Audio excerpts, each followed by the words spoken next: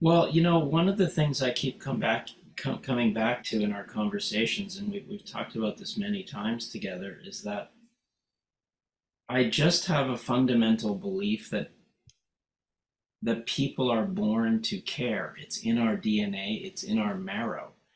And everything is designed to either nourish and support caring or suppress it.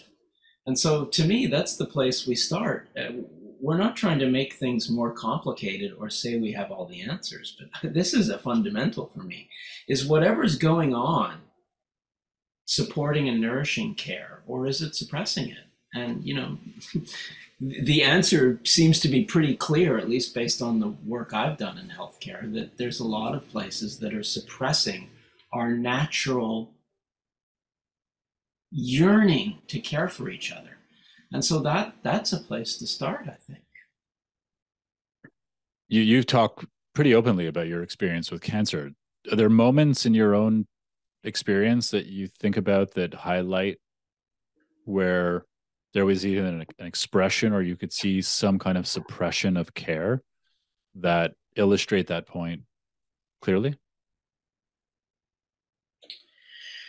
Well, it's kind of ironic, but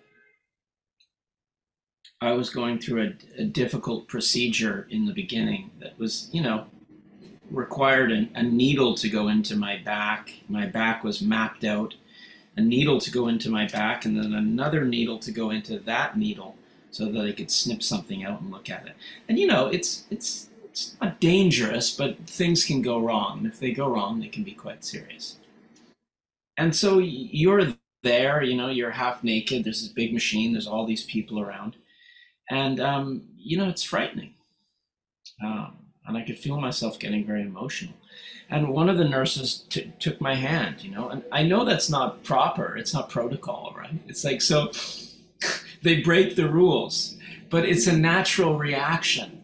She clearly felt that I was very nervous and scared. And so it's sort of strange because that hit me that, people almost have to break the rules in order to show care.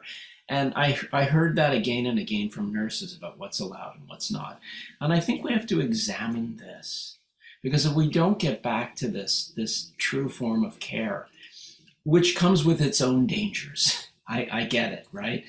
I don't see how the future can really improve for us, because we're not machines, we're not widgets, we're human beings having an experience of illness, and it's frightening. And so, I could just feel the difference between what human care was and what healthcare was as I was going through the Mm-hmm. process. And I Right. experienced